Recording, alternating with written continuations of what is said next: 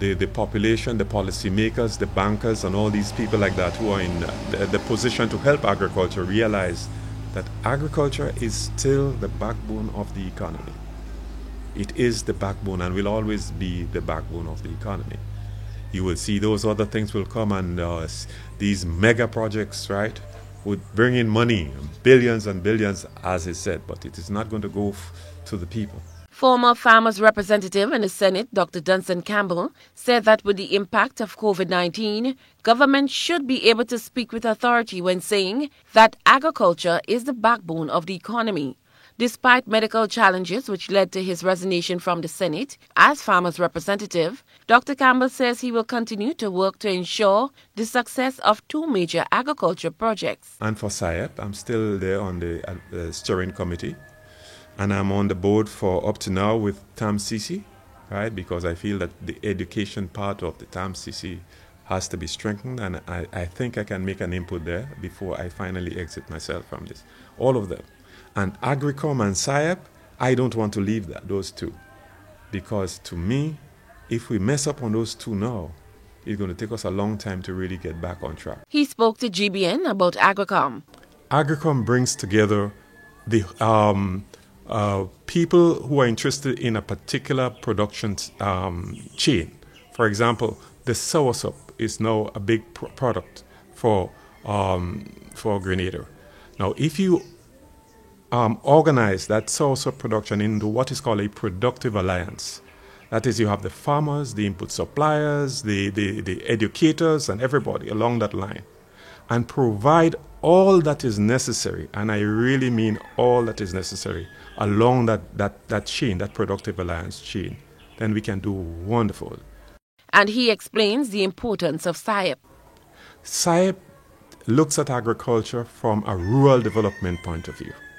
It takes into consideration the production, it takes into consideration housing and roads and all these things, which basically is what rural development is all about.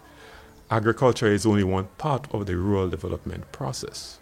Now, the challenge which the ministry has is how do you manage these two projects in going forward, post-COVID, right, to get all of these advantages that this provide. Would the ministry be prepared to take on these people who are in this project, or what mechanisms are in place to allow it to happen? Dr. Campbell said the government needs to accept that tourism is too fickle to rely solely on. He said that the experience from government's COVID-19 stimulus package is evident of the lack of interest in farmers and the agriculture industry. We basically didn't get anything. And we were told that we are not registered as a business.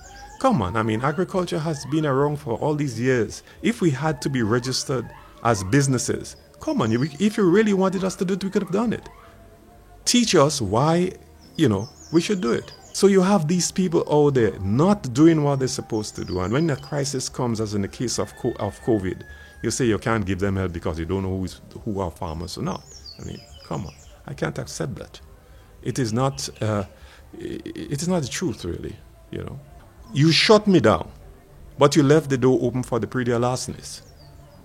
And those guys went in and just had a fine time, So, these are some of the little issues, understanding about agriculture, that I think this administration has to spend a little more time on.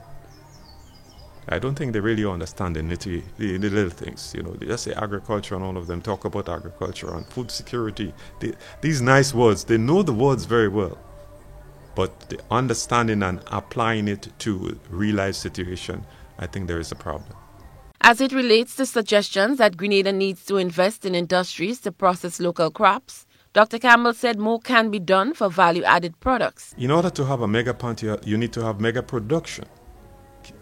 We are losing 2% of the agricultural land every year to housing and so on. Look at what is happening to Lassa, just Livera and so on. I mean, the land is, being used for tourism, right? And we may never have access to those land, when the development takes place. Look, for example, you had the small farmers down at Mount Hartman, right? Were kicked out, right, for development. So we are losing a lot of land that we can use for agriculture, for the production of products that can go into those factories. I don't think it would be a good thing to build a mega factory and then bring in mega imports to put into this factory. It wouldn't work. Dr. Campbell said farmers are often misunderstood as illiterates in some cases, when in fact they are very smart people who contribute to the sustainability of the country, and with more commitment and assistance can do much more to stabilize the country's economy. All the politicians that come out there, and leadership, it comes from agriculture. But still, we have that bias, that these guys are just with, dirty pants and cutlass and so on. And that's the kind of attitude I think that is there. It is still there as far as I'm concerned, Cherry and Blackburn Stephen, GBN News.